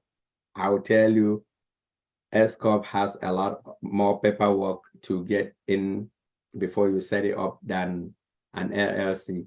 LLCs are easier to set up, and with an LLC you can always get taxed as an S corp. So don't go spending money yet. Okay. Okay. Thank you very much. Okay. Wow. All right. Thank you, Brother Momodo. At this time, I would like to call on Brother Joseph. Your hand is raised. Please ask your question or share with us your comments.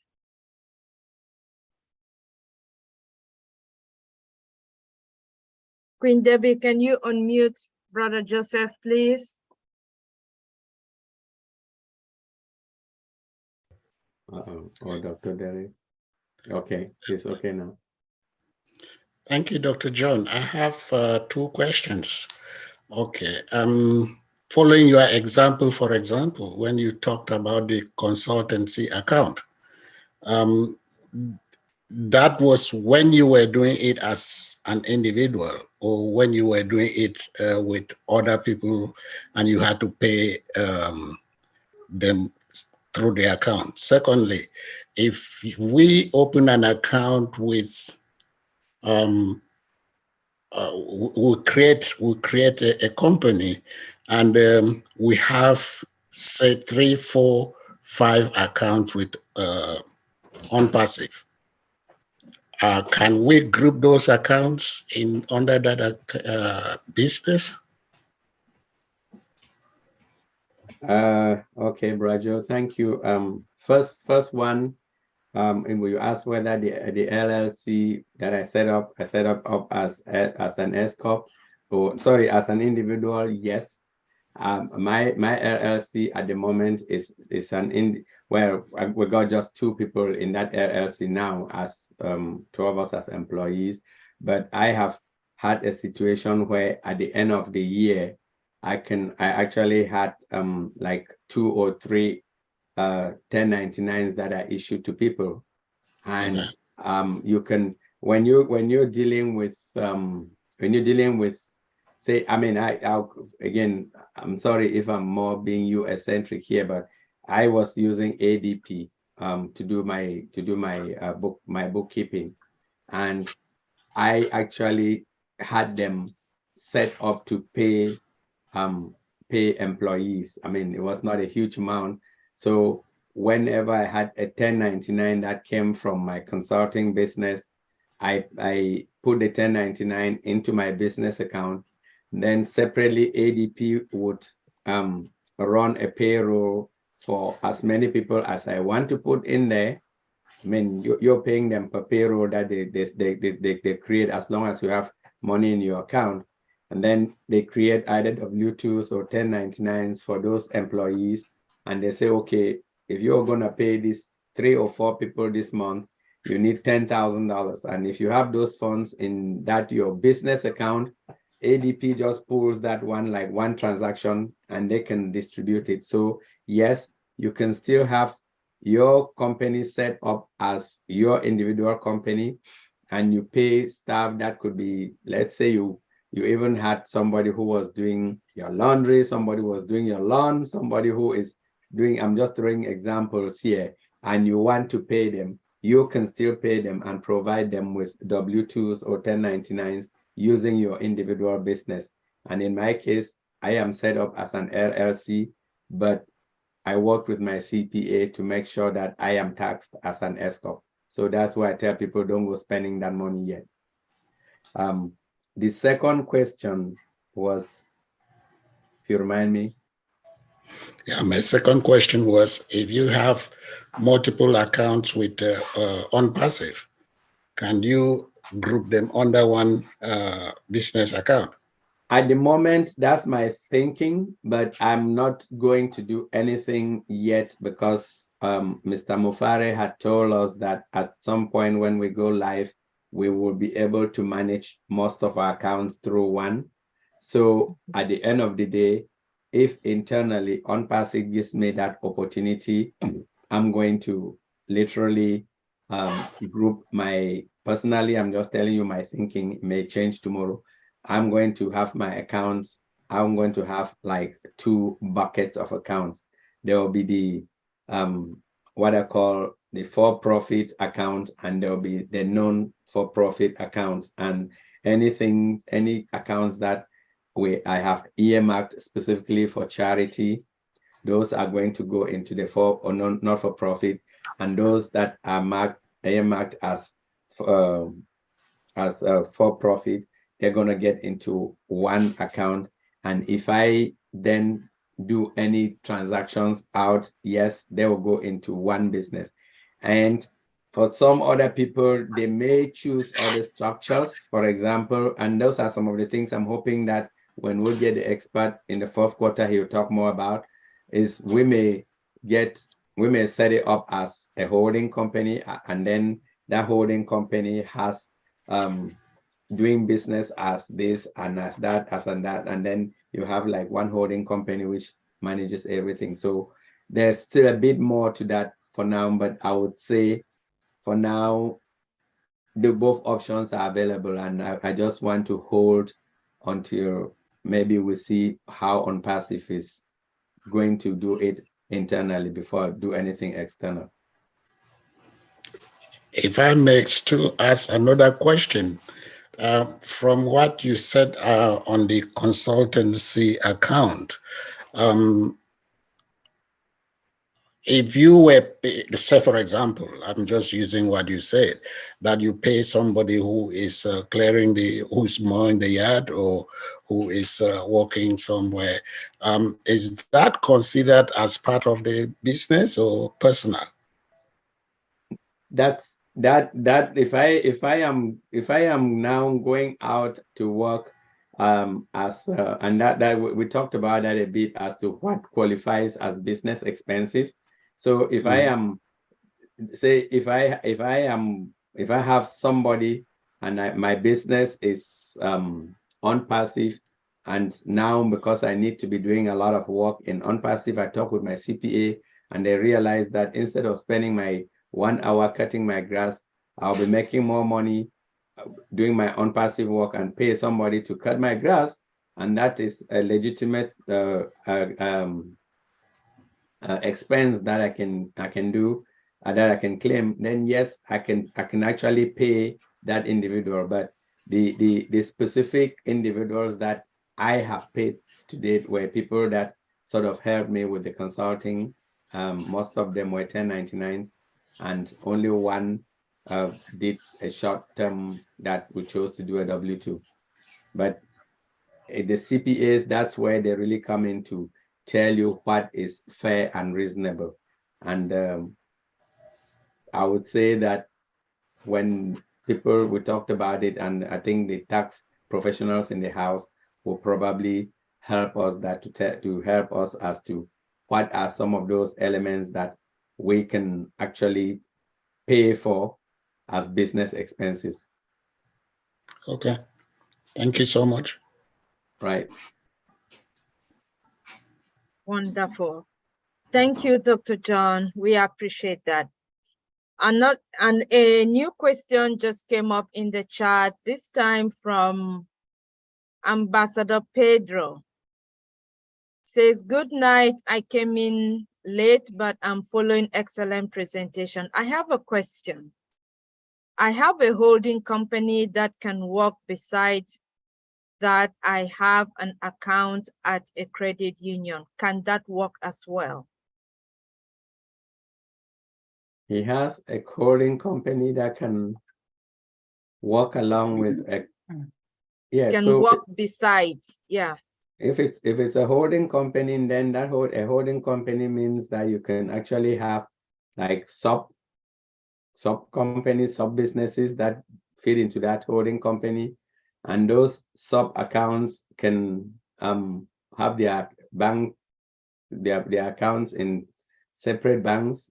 That could include the credit union or the online. So I personally don't think there's a problem there. But I mean, I hope I understood your question. But generally, once you have a holding company, holding companies tend to, as the name implies, have other subsidiary companies, and those subsidiary companies can have their independent bank accounts. Remember, on one of the pages, I mentioned that one of the beauties of a business account is that you can actually create sub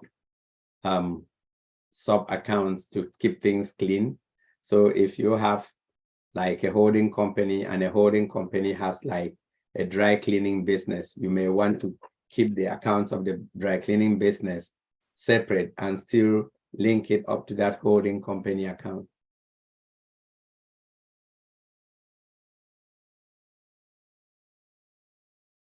All right. Thank you, Dr. John. Please let us know if you're satisfied with the answer or if you have a follow-up question. In the meantime, Brother Walton says he is satisfied with your answers, Dr. John. So thank you. That's how we do it in Deep Dive. All right. No more questions in the chat. I would like to pass it over to our moderator, Queen Debbie. Thank you, Sister Kanla and Dr. John. We appreciate you always enriching us with this financial knowledge, something that we can't just pick up from anywhere. Very much appreciated. And Dr. Derek, we thank you for giving us this platform, for always educating us on a regular basis, especially when it comes to healthy eating. And I see Sister Queen Mary Lee, we haven't seen you for some time. Welcome back. Yes, after party coming up. Yes, Queen Kanla. I'm sorry, another question just popped up in the chat. All right, hopefully this will be the last. This is from Ambassador Jose Maria. Please, Dr. John, could you provide the financial calculation spreadsheet you demonstrated on the previous steps financial freedom part 4? Just a blank copy so we could use it. Okay, I sent her a private chat, so can call me afterwards and then we can figure out how she can get it. Okay. That's how we do it. This is how we do it. All right, over to you. Okay, at this time, I want to say thank you to all our YouTube viewers. We appreciate you joining us today. This is the end of today's webinar, and we're moving to the next party, the next part of our evening. And we hope to see you again next week, Tuesday and Thursday, same time. So thanks again for being with us today.